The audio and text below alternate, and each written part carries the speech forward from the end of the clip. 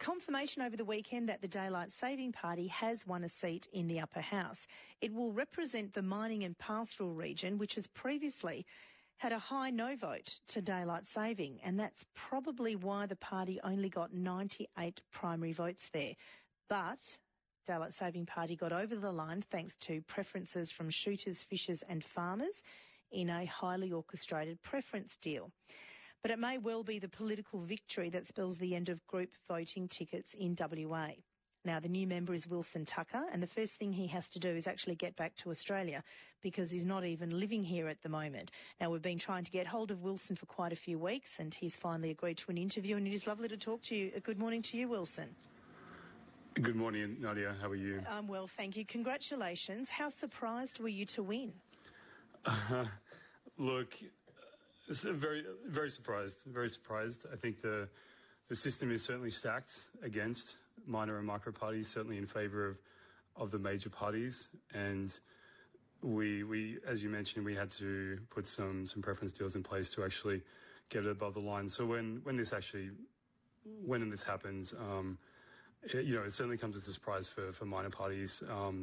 The percentage of actually getting elected is fairly small. So certainly surprised and honoured and humbled to be in this position and to be able to serve the people of WA and the people of the mining and pastoral region. You only got 98 primary votes. Do you really deserve this win? Look, I think so, absolutely. It was a small number, but so this preferencing system in WA and Australia-wide isn't anything new. The Liberal Democrats in the last 2017 state election actually won on a small primary, and this is also a system that Labor used, very effectively in the recent election to get a resounding win in the upper and the lower house. So this is nothing new. I think we're getting a little bit more scrutiny now with the small number of primaries, but certainly parties, major and minor, have used this system to their, for their benefit. And we know that the system isn't new, and that is the way the system has been for a long time. But do you concede that we're at a point now where maybe the system is flawed and there are people who are part of micro parties like you and your party that are able to game the system? No, look, I don't think it's flawed. It gives minor and micro parties a chance at getting elected. And really, this feels like democracy in action. We don't have the marketing budgets of the bigger guys. It really helps level the playing field. Again, given the recent election and the landslide win for Labor, I think diversity of thought and opinion in the upper house is really a good thing. I don't have a political background. I don't pretend to, but I do bring a fresh perspective to the crossbench and a fresh set of eyes rather than just your standard politician echoing the thoughts of the party and just towing the party line. If this system, though, as you say, is democracy in action, I mean, you didn't even campaign. You don't even live in Australia. How long? How were you able to campaign during the election? We do campaign, so just through social media. Look, I was born. So no one knows you. You wouldn't have been able to knock on any doors. You haven't lived in Australia for a few years. I'm just wondering, how do people know who you are? And apart from daylight saving, what else you stand for? I mean, social media is great, but people quite like a knock on the door and a handshake too, and a better understanding of who they're voting for. You weren't able to do that. No, and look, we wouldn't have even if I was in the country, we wouldn't have the resources to knock on doors. And the mining and pastoral region is over 2 million square kilometres. It obviously presents a lot of logistical challenges when you talk about campaigning, and this is where social media is a bit more effective. But look, I had spent a few years out of the country, but I was born in Geraldton. I spent some years in Carnarvon, based there. I went to high school in Bunbury. I grew up in a lot of regional areas and I've spent most of my life in Perth and WA, and that is certainly my home. I've always considered it to be my home, and I was always considering to come back. I took a job opportunity in the States for a few years, but it made sense from a career perspective, but given the result now, it certainly makes a lot of sense to come back. So I do identify as an Aussie and a West Australian and a proud one. Wilson Tucker is my guest this morning. He was elected to the upper house for the Daylight Saving Party. He'll be representing the mining and pastoral region. And if you're in that region, you are welcome to have a listen to what he says and then tell us what you think. 1300 222 720. You can also text on 0437 922 720. So just to be clear, though, you had not decided to come home until you actually won this seat. Is that correct? Look, this election has certainly forced my hand in terms of when I was going to come home. But until the result had been confirmed, I didn't have a set date. But obviously now, I will be getting on a plane very shortly and coming back. I just wonder, Wilson Tucker, that people out there, particularly those in the mining pastoral region, may be listening to you this morning going, well, how can I take his commitment seriously? He was a name on a ballot. He did a bit of social media, hasn't lived in Australia for a couple of years and hadn't made a firm commitment to return until he won this seat. I just wonder if people will be questioning your motive and your commitment here. Look, I guess people certainly will be questioning it. I pledge to do my best for the people of the mining and pastoral region. I will be, again, honoured and humbled to take the position and doing my best to represent their interests. I will be travelling when I get back extensively through the region and certainly reaching out to people and talking to people to really gauge the issues and topics that are affecting people and doing my best to represent them in the upper house. Okay, now I want to move on to some of those issues in a moment, but just to be clear, have you booked a flight? Because you'll have to do a 2-week quarantine, obviously. Do you know when you'll be back? Look, as soon as possible, in the next few weeks, yes, I'll have to quarantine. I'll go through that process and I'll be back shortly. It's interesting, Wilson, you represent a region that had actually the highest opposition to daylight saving in previous referendums. I mean, there just seems to be a certain irony in that. Look, there certainly are a few myths around daylight saving. I know historically people in regional areas have been opposed to it. I will be doing my best to try and dispel some of those myths. We're not adding any daylight here. We're just aligning it with the afternoon when you can really appreciate it more. The curtains aren't going to fade, and the cows will adjust. But is there an appetite for it, though? Because we've had quite a few referendums. We had a 3-year trial, I think it was under the government of Alan Carpenter, and then another resounding no vote. So why do you want to put this back on the agenda if we've repeatedly said we don't want it here in WA?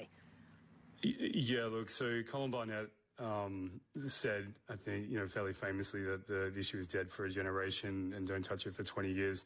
I mean, that was 12 years ago. The last referendum was 2009. Obviously, Colin's not in power anymore and we have a Labor government. It was only defeated marginally by 54%. I think since that time, there has been a lot of demographic shift in Australia and more of a concentration in metro areas, which are historically for daylight saving. So it's really about changing people's perceptions and trying to promote and advocate for some of the benefits for daylight saving. But I think WA is ready. So how will you put this back on the agenda, Wilson? I'll have to work through those details.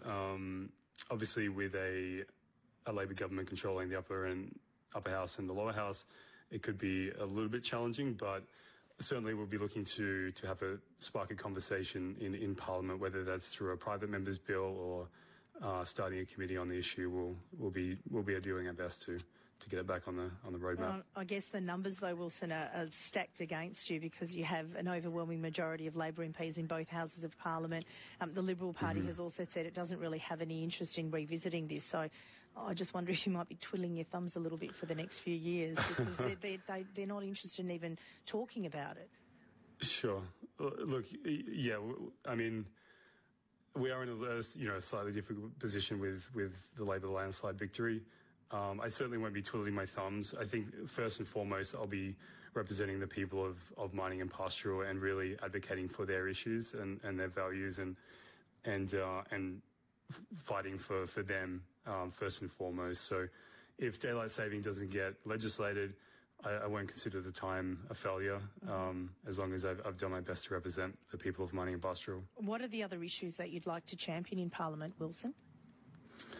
So I know that, given the size of the mining and pastoral region, I think it's over 2 million square kilometres. It has a small population, around 70,000 people. That presents a lot of challenges in the region. I know that Indigenous welfare and closing the gap is something that affects those regional communities, and that will be something I'll be looking at closely and advocating for. Obviously, climate change is a big one as well that I'm passionate about, and also daylight saving itself is really aligned with health and lifestyle issues, and that'll be something I'll be taking a close look at. All right. And just curious, I understand you did a pretty good job with a tech company in Seattle. I wonder if you're giving up a fair bit, probably, dare I say it, a pay cut to come back. Are you giving a lot up? Look, I am. I won't get into the specifics, but it is a pay cut. But I think this opportunity only comes around once in a lifetime.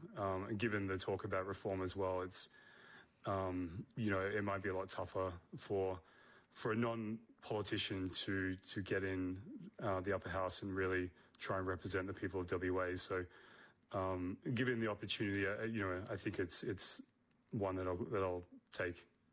For sure. And it may, your victory actually, Wilson, it may well be the one that prompts change in the upper house with changes to group voting tickets, which is what's happened in the Senate. So it's likely people like you won't get elected again. Look, it's a possibility. And in the previous 27 election, there was also a little bit of backlash at the time when another minor party got elected. So there's talk about reform then, there's talk about reform now.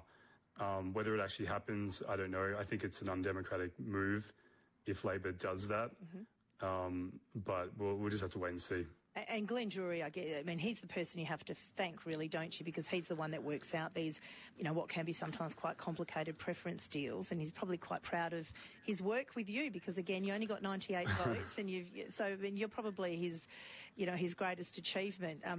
What does he get out of this? Does he get a success fee?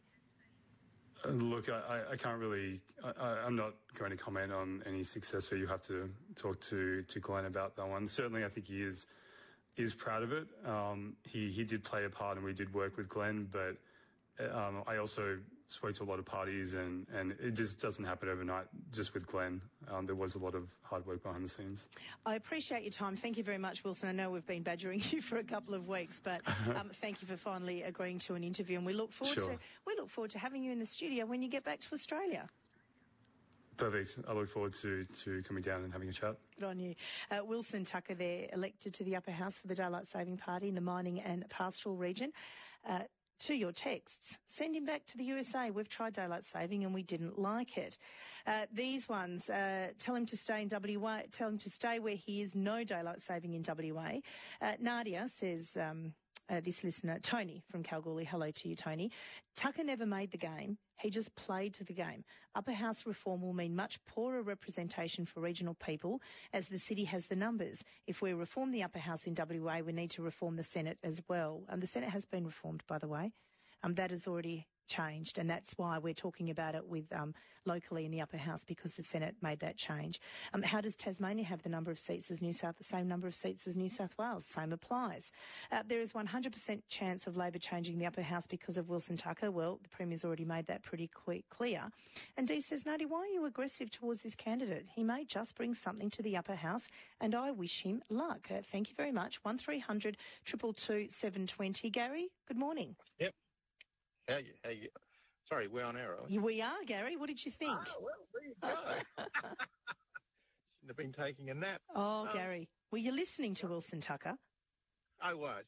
And whilst I'm in a total agreement with almost everything you said, I'm on your side on this whole preferential voting thing. It's a bit of a farce. One thing I will pull you up on is I'm 69 years of age, lived in WA almost my entire life, certainly my adult voting life, and not once in those 50 years or whatever it is of voting, have I ever had a knock on my door by a politician or a would-be politician? Is that right? Not one. Are you in a safe seat? What? Yeah, well, I used to be in Subiaco, and now I'm in Rossmoyne, which was a safe Liberal seat until the last election. But yeah, never had plenty of junk mail, but never had a knock on the door. It's interesting, isn't it? And then you speak to other people, say, oh, yeah, every election I get a knock at the door. Thank you so much for that, Gary. Really good to talk to you. Let's have a chat let's see if I can go to Paul. Hi, Paul.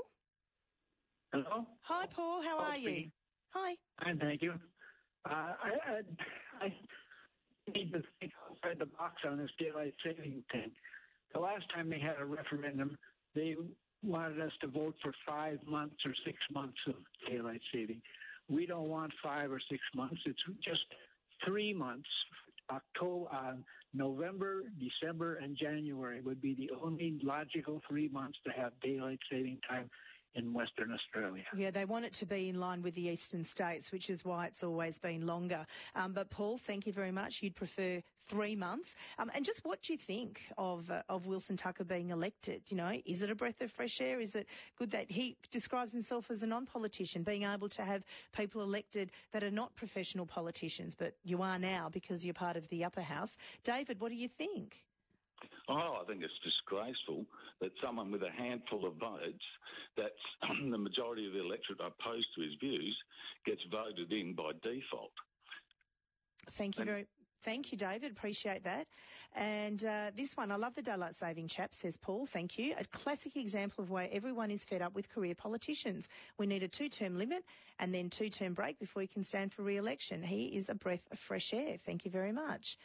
No, we're not confusing Wilson Tucker with Wilson Tucky. Two very different people, two very different parties as well. I should let you know too that we've tried to contact Sophia Mormond today. She's the new upper house member for the Southwest. She's with the Legalised Cannabis Party. She has always also won a seat.